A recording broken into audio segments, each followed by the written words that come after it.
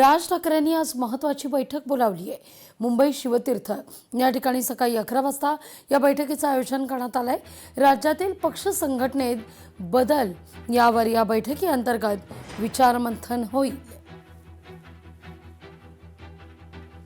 अधिक माहिती घेऊया आपल्या प्रतिनिधी भाग्यश्री प्रधान आचार्य यांच्याकडून। भाग्यश्री, आज शिवतीर्थावर पुन्हा एक बैठक, पक्ष संघटना मजबूत करण्याच्या दृष्टीने मोर्चे बांधणी। नक्कीच लाघवी आपण जर बघितलं तर आपण गुढीपाडव्या मेळावा बघितला राज ठाकरेंचा, त्यावेळी देखील त्यांनी एक वाक्य म्हटलं होतं की 2029 ची निवडणूक होतात।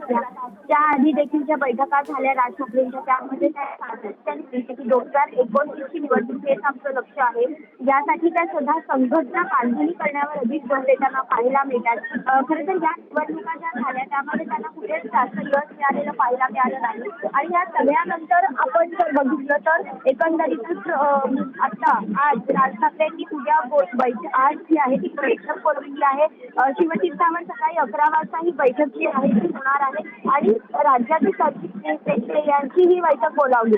राज्यातील पक्ष संघटनेत बदल होणार आहेत या बैठकीत, अशी माहिती जी आहे ती मिळते। मात्र नेमके बदल ते काय करणार आहे ते बघणे देखील महत्त्वाचं आहे, कारण आतापर्यंत त्यांनी सगळ्या कार्यकर्त्यांना सूचना देखील दिलेल्या होत्या की तुम्ही कामाला लागा, कशा पद्धतीने काम करायचं याची माहिती देखील आतापर्यंत। मात्र आता त्यानंतर देखील जर बदल झाले नाही तर मला बदल करावे लागतील अशा सूचना देखील त्यांनी दिलेल्या निश्चित आणि त्या अनुषंगाने या बैठकीअंतर्गत चर्चा होणार असल्याचं कळतंय।